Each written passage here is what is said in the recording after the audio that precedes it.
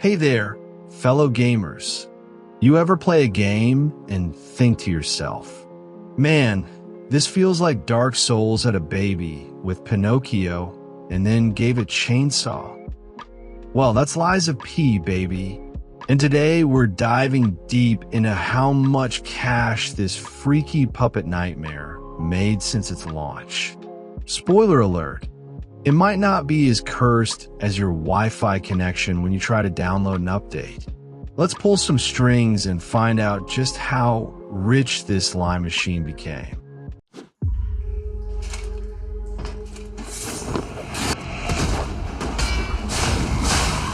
We got a lot to answer for! Won't you help me, son?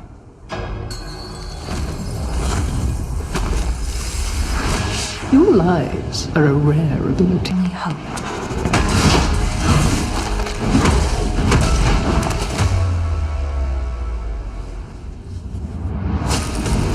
Poor imagination. Come back to me, Carlo! You stole my sister from me, rotten puppets! Be careful, clever one.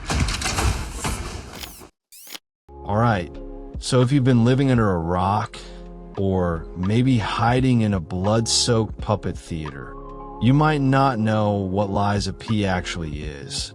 Developed by Round 8 Studio and published by Bandai Namco, this bad boy dropped on September 11, 2023. Think of it like a twisted version of the classic Pinocchio story. But instead of running from a fox and getting turned into a chips for real this time, you're slicing through monsters, choosing who to trust, and trying not to turn into a lying wooden mess.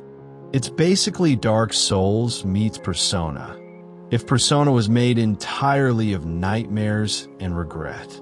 You play as P, a mysterious puppet brought to life in a world gone mad. The city of Gracesia is overrun with monstrous machines, corrupted creatures, and people who can't decide if they're alive or dead. It's a lot. The gameplay? Think punishing combat, weapon crafting, multiple endings, and moral choices that affect your appearance. Yeah, tell too many lies, and you literally turn into a wooden boy again. So maybe don't start fibbing about your mom's lasagna being fine. Critics loved it. They praised the art style, the deep lore, and the fact that it didn't make us rage quit after the first boss. Unlike some games, cough cough Sekiro. So yeah, it wasn't just another forgettable Souls-like, it was something fresh.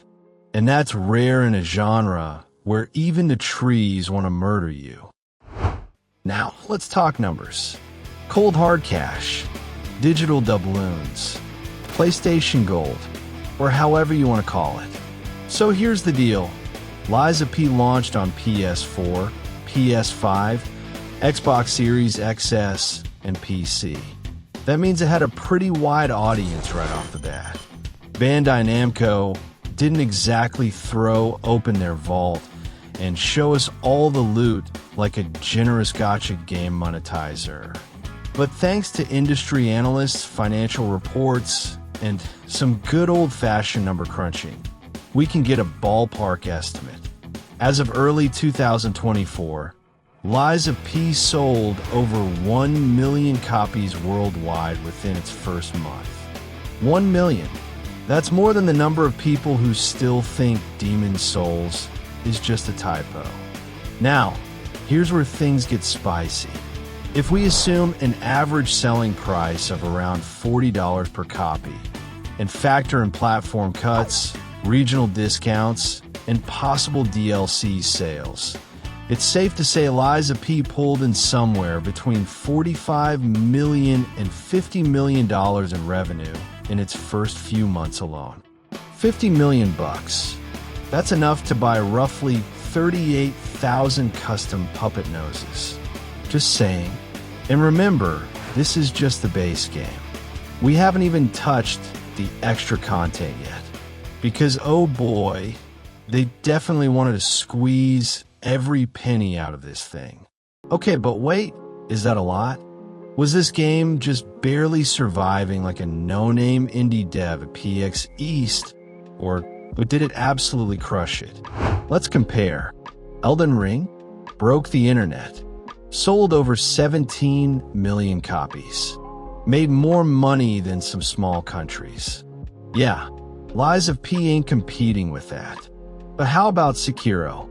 Launched in 2019 and hit 1 million sales in 2 weeks. By contrast, Lies of P took a little longer, but hey, it wasn't From Software. They have a built-in fan base that would buy a game called Gravel, the game, if Miyazaki-san signed off on it. What about other third-party Souls-likes, like Scarlet Nexus or The Surge? Those games struggled to break even. So, comparatively, Lies of P did pretty damn well. It didn't win any awards for best nose length, but it definitely survived the cutthroat world of Souls-like gaming. But hold up, revenue doesn't stop at launch. There's DLC content, season passes, merch, and maybe even a sequel if they're feeling frisky. Lies of P released a couple of DLC packs later on, like the Sickly Queen and Mysterious Night. Each one probably added another $5 to $10 million to the total pot. Not to mention the merch. Imagine plush puppets that whisper lies into your ear while you sleep. Sounds fun or horrifying. Depends on your tolerance for existential dread. Also, don't forget, Bandai Namco isn't just sitting back sipping margaritas. They've already announced Lies of P is part of a bigger franchise plan. Could mean sequels, spin-offs, maybe even a Netflix anime where everyone dies tragically and slowly. We love that energy. This game wasn't just a one-off experiment. This was a full-on declaration. We're here. We can do Souls-likes. And we're not leaving. So yeah, even though it didn't set the world on fire financially, it definitely lit a match under its own future. Alright folks, let's take a step back and really look at the big picture here.